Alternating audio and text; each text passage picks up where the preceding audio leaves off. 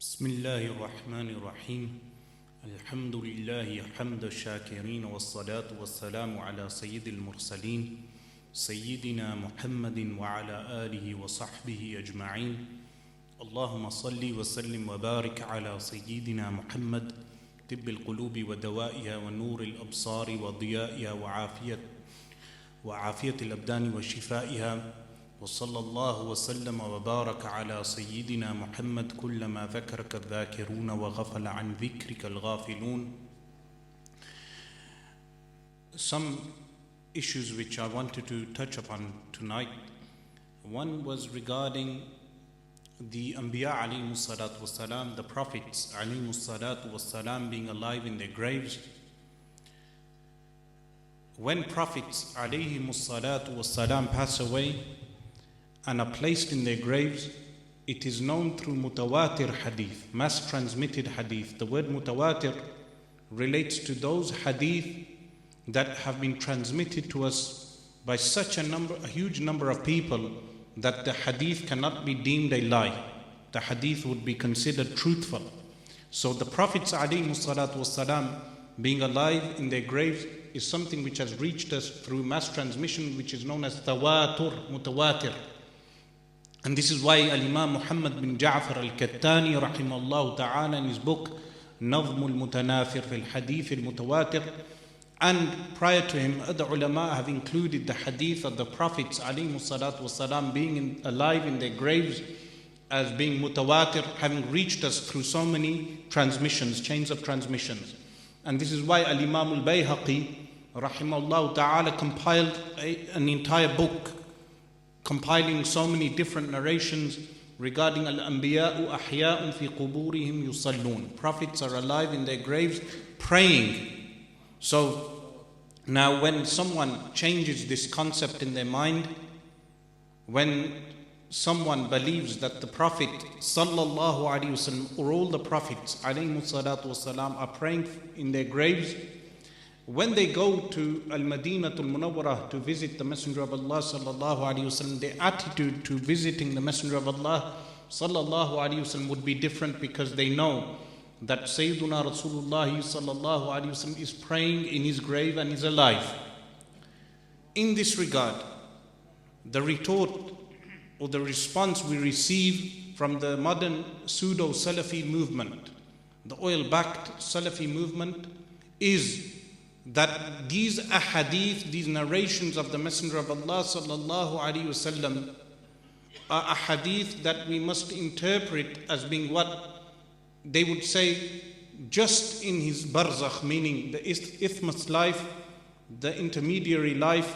The Messenger of Allah sallallahu alaihi wasallam is worshipping, but we do not know the reality of this. To every objective individual, I would say, if you are taking verses of Al-Quran Al-Kareem like Ar-Rahman wa ala al-Arsh istawa, that the merciful rose over the throne, the word istawa literally would mean to rise. If you are taking those verses regarding the divine attributes of Allah subhanahu wa ta'ala as literal and non-interpretable, meaning you cannot interpret those verses, or you say we take the literal meaning, because they take the literal meaning, then why is the methodology different when you interpret the ahadith relating to the Prophets alayhi salatu wasalam being alive in their graves? Now, of course, the Salaf, as-Salafu Salihun, the pious predecessors, when they would come across verses relating to as-Sifatul Khabariyah, the attributes of Allah subhanahu wa ta'ala that have been related in reports, they would say numirruha ala zahiriha, or they would say amirruha ala zahiriha, which would mean pass them by on the apparent, meaning pass them by, relate those ahadith on the apparent. We say the meaning of this is amirruha ala zahiriha would mean pass them by on ala zahiri lafz, on the apparent wording, but do not take the literal meaning. Pass them by when you narrate the hadith, narrate it with the actual wording. The pseudo-Salafi movement takes those ahadith, they take this statement as meaning, take it in the literal meaning. So when Allah subhanahu wa ta'ala says, يَدَاهُ مَبْسُوطَتَانِ Yadahu, which is translated in English as hands, his two hands are spread out. They would say this means, take this meaning literally. But Ahl Sunnati wal Jama'ah would say, we recite these verses of the Quran and we do not know the exact meaning. The meaning is known to whom? Allah subhanahu wa ta'ala. But what we do know is that it does not mean that Allah subhanahu wa ta'ala has organs or limbs. Because Al-Quran Al-Karim states, لَيْسَ كَمِثْلِهِ شَيْءٌ وَهُوَ السَّمِيعُ الْبَصِيرُ. There is nothing like him, yet he is all hearing and all seeing.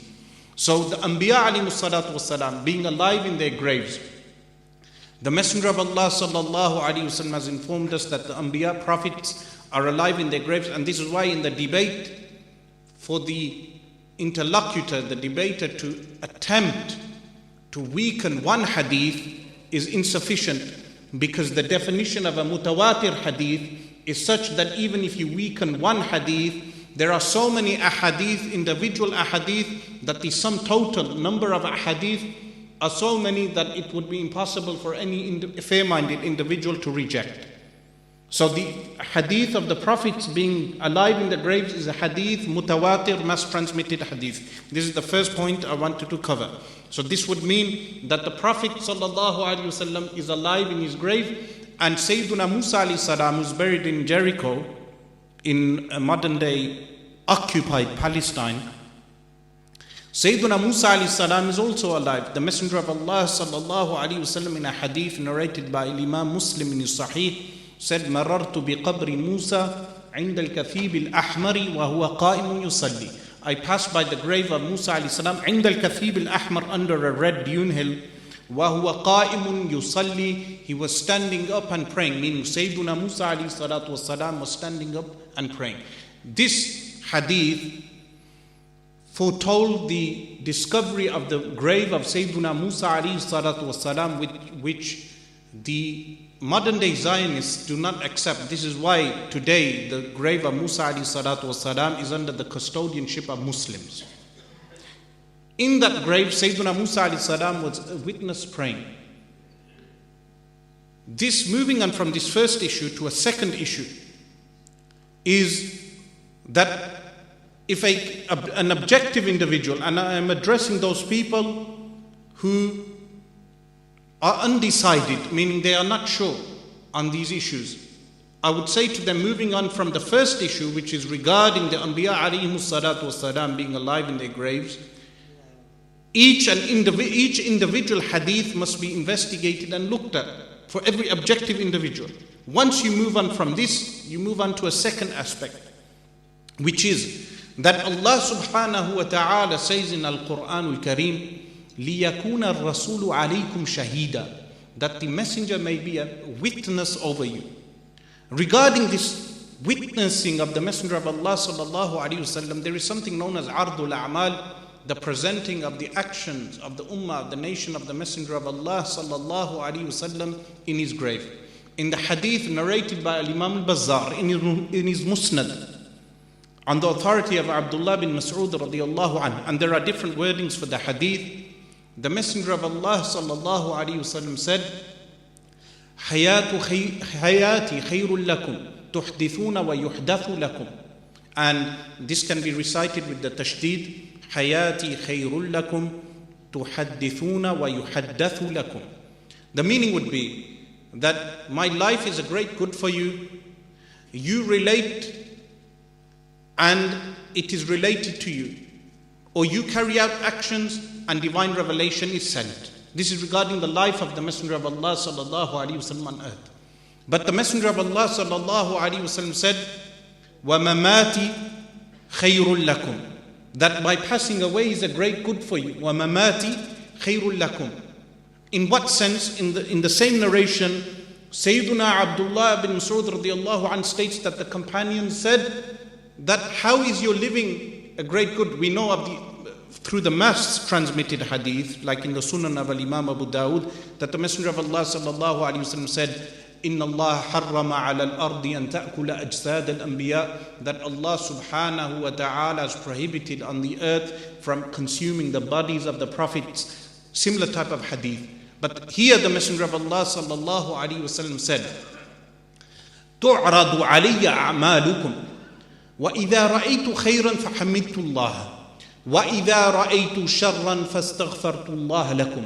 That your actions shall be presented to me, meaning in the grave. When Sayyiduna Rasulullah sallallahu alayhi wasallam is in the grave, Allah subhanahu wa ta'ala presents the actions to the Messenger of Allah sallallahu alayhi wasallam.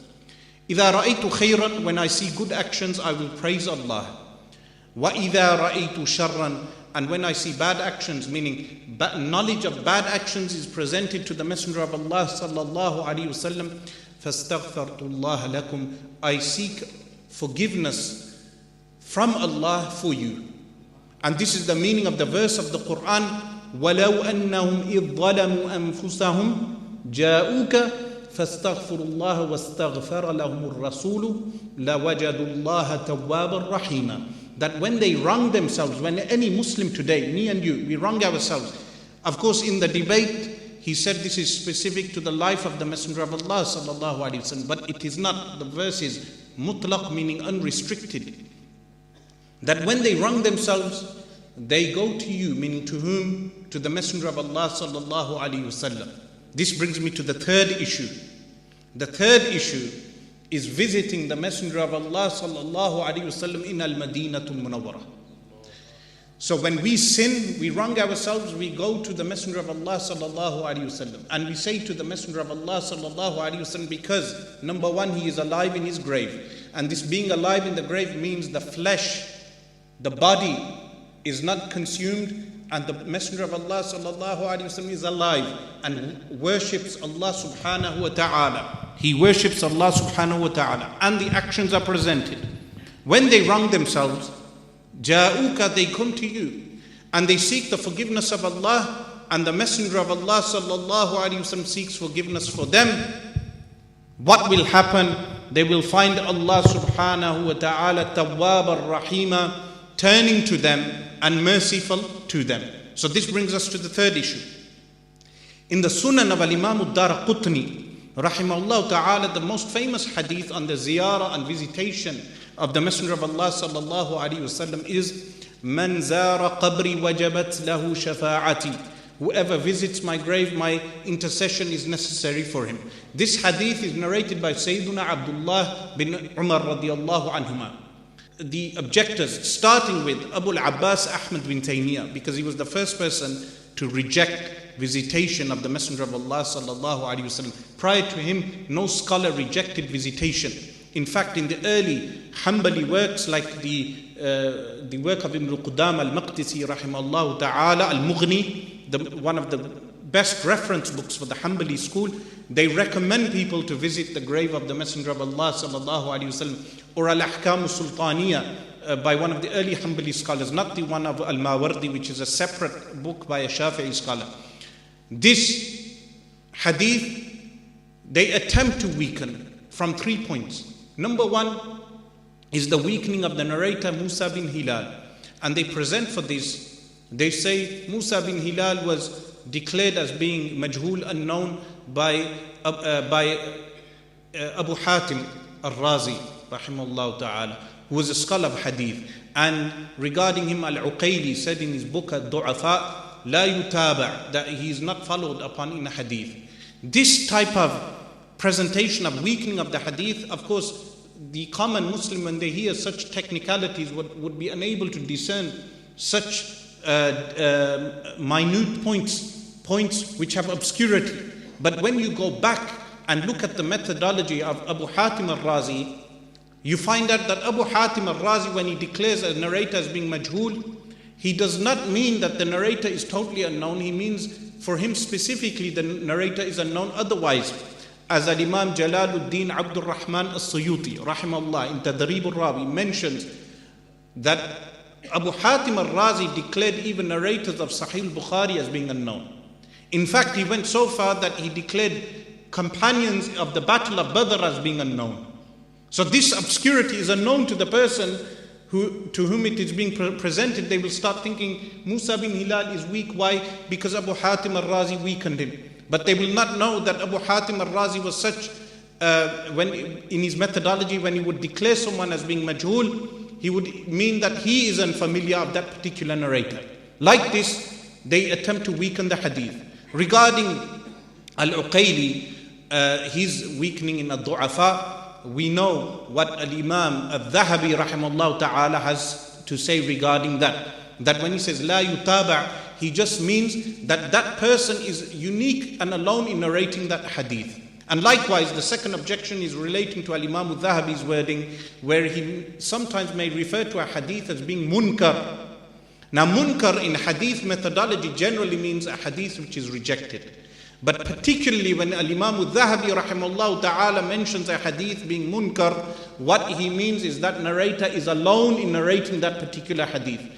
Thirdly, the third narrator, which is Abdullah bin Umar or Ubaidullah bin Umar, one of the sub-narrators in the chain of narration, they dispute his name. Now this, of course, is a long-winded subject, but the hadith, Man zara qabri wajabat lahu shafa'ati, whomever visits my grave, my intercession is necessary for him, is a sahih and authentic hadith. There are numerous scholars of hadith who authenticated the hadith.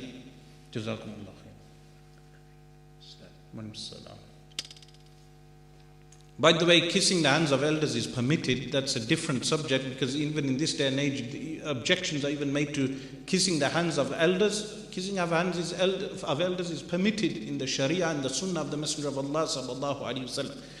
So this third objection regarding visitation of the grave of the Messenger of Allah sallallahu alaihi wasallam is also rejected. The hadith itself, the hadith of Ad-Daraqutni, is authentic. So Muslims today, when they visit the Messenger of Allah sallallahu alaihi wasallam, they believe that the Messenger of Allah sallallahu alaihi wasallam tasted death, because the Quran states, "Kullu nafsin dha'iqatul maut," every soul shall taste death. But they believe that Anbiya alayhi salatu wasalam, their souls are returned back to them in their graves. And al-anbiya wa ahya'un fi quburihim yusallun, that prophets alayhi salatu wasalam are alive in their graves, worshipping Allah subhanahu wa ta'ala. And thirdly, that the a'mal, the ardul a'mal, that the actions are presented to the Messenger of Allah sallallahu alaihi wasallam. A fourth point, we know the Messenger of Allah sallallahu alaihi wasallam said, "Bada al-Islamu ghariban wa sayaudu ghariban fatuba lil ghuraba," which means what? Islam started strange. Bada al-Islamu ghariban. Islam started strange. وَسَيَعُودُ غَرِيبًا, and it shall return to being strange. فَطُوبَ لِلْغُرَبَاء, glad tidings for the strangers. Meaning, there are some teachings of Islam today which in previous generations were so well known amongst people that when those teachings are presented today, people begin to think of them as strange. One of those practices is regarding the tabarruk, seeking blessings from the relics of the Messenger of Allah sallallahu alaihi wasallam. When people see us venerate and respect the relics of the Messenger of Allah sallallahu alaihi wasallam, they deem this as being bid'ah, innovation. Meaning, the Messenger of Allah sallallahu alaihi wasallam said, "Man ahdatha fi amrina hadha ma laysa minhu fahuwa rad." Whoever innovates in our religion of ours with that which is not from this religion, it is rejected. The question is seeking blessings from the relics of the Messenger of Allah sallallahu alaihi wasallam and respecting those relics from Al-Quran Al-Kareem and the Sunnah of the Messenger of Allah sallallahu alaihi wasallam? The answer is yes, but due to time restriction, I would just reference a book, a beautiful book written by Al-Allama Muhammad Tahir bin Abdul Qadir Al-Kurdi Al-Makki rahimahullah ta'ala. He is one of the students of As-Sayyid Alawi Al-Maliki rahimahullah, the father of As-Sayyid Muhammad bin Alawi Al-Maliki, and the father of my Shaykh As-Sayyid Abbas bin Alawi Al-Maliki. He's a student. He was known to transcribe the Mus'haf of the Quran written in Makkah Al-Mukarramah. He would write the orthography of Al-Quran Al-Kareem. This book is a beautiful compilation, and I would advise all the objective Salafis, because I know they watch my lectures, all the people who are within the Salafi movement, who are objective. When they are objective, they can refer back to this book, because they do not do taqleed, blind following. And we do not do blind following in aqidah, in belief. So both of us are the same in not doing taqleed in aqidah. We do taqleed of Imam Abu Hanifa rahimahullah ta'ala in furu'. But in aqidah, we do not blind follow anyone. So objectively, look at this book. You'll find all the ahadith narrated and tabarruk and blessings.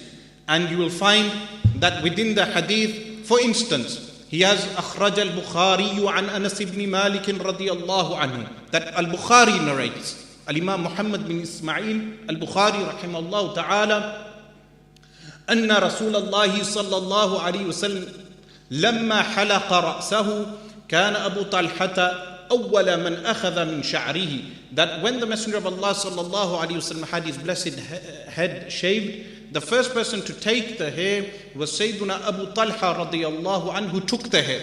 Now why did he take the hair? In another hadith, which is this hadith is narrated by Abu Awana in Sahih, and which is known as Musnad Abi Awana, that حلق الشق الآخر فأمر أن يقسمه بين الناس. That he, after the Messenger of Allah صلى الله عليه وسلم had his blessed, the full wording is أن رسول الله صلى الله عليه وسلم أمر الحلاق, he ordered the barber, فحلق رأسه, who shaved the blessed head, ودفع إلى أبي طلحة الشق الأيمن, he gave the hair on the right hand side to Sayyiduna Abu Talha رضي الله عنه. And ثم حلق الشق الآخر, when he had the other side shaven, the Messenger of Allah sallallahu alaihi wasallam ordered him to distribute this amongst the people. Now a Muslim receiving a hair of the Messenger of Allah sallallahu alaihi wasallam, how will he behave with this?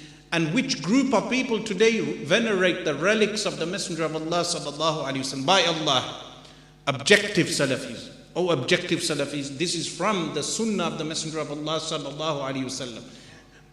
Likewise, in Sahih Muslim, from Sufyan bin Uyayna, from Hisham bin Hassan, from Ibn Sirin rahimahullah ta'ala, that after the Messenger of Allah sallallahu alaihi wasallam stoned the pillars, the Messenger of Allah sallallahu alaihi wasallam had his blessed head shaven and gave the hair to Abu Talha and said, distribute this amongst people. Now, of course, many of you will know the numerous ahadith relating to the relics, which are found in this one book, but there are numerous books written on this, and Wes Qadri will be able to tell you regarding the Urdu books that have been, numerous Urdu books that have been written on this subject. But we know also that Sayyidatuna Salma radiallahu anha would dip the hair of the Messenger of Allah sallallahu alaihi wasallam in water and give the people the water to drink. So this is something well known in the books of hadith. This was a fourth subject which I wanted to touch upon. Fifthly and finally, I would like to mention that when ulama, scholars, imams and others, when they have access to so many people through conferences, through meeting people, being invited to their homes, and through social media, in some cases, some of the public are unfamiliar with Islamic rulings. What this leads to is that when a scholar is invited to their homes, sometimes they may allow the male scholar who is coming to mix with the females of the household. This has led to major fitna tribulation. That today we have people who, because of their position in this country, and Al-Hajj Wes Qadri comes many years, but in Pakistan, of course, the culture is different. In this country, what happens is when a person has a position of or a status, like a doctor, he has access to females, he must have a protocol, and also at the same time, if he were to marry his patient, likewise, if a professor in a university were to marry one of the students, the professor could lose his job. Is this not the case? A scandal will ensue. So scholars born in the UK, or scholars who are living in the UK and who have attained British citizenship should know this, that when you are in a position of authority, you should not take advantage of your position, because there are so many vulnerable females that a scholar can take advantage of due to the position which he has attained through Islam. Islam has given him this position. Otherwise, those females would not even want to know him. A person could have a very bad looking face And because of being a scholar, the females would want to know him. So therefore, the scholars, the imams, the mashayikh, everyone in a position of authority has a legal responsibility as well as a moral and ethical responsibility. But most importantly, the Sharia of Allah subhanahu wa ta'ala has told us to have that the females must have hijab from the males, and the males must also not interact with the females if there is no necessity. If there is no necessity, it is not appropriate for a scholar to mix with females and talk to them, because it leads to greater things. In the past year, in year 2017, we've had many scandals, waliyadu billah.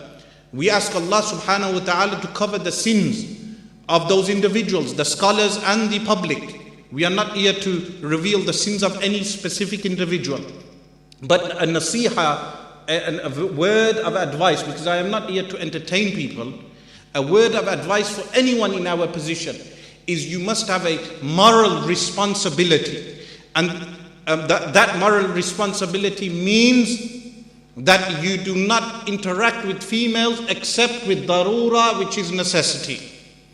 And there is nothing inappropriate when you mix with those females.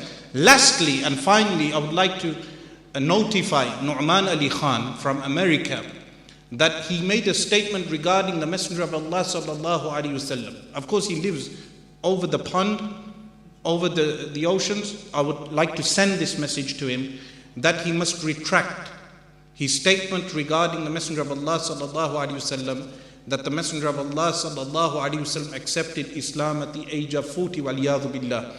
Now, he may have been attempting to say something else, but whatever he was attempting to say came out wrong.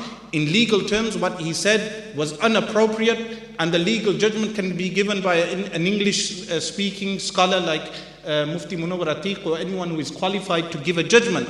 But I would advise him also to retract this statement, and may Allah subhanahu wa ta'ala enable him to do so. Likewise, those people who have fallen short of any of the things which I have mentioned, we ask Allah subhanahu wa ta'ala to guide them and guide us in our shortcomings, and enable us to cover the faults and the sins of our Muslim brothers. But likewise, they should make amends, and anyone who does not fall into that ethical standard of scholarship, such a person should not be posing himself as a scholar or an imam.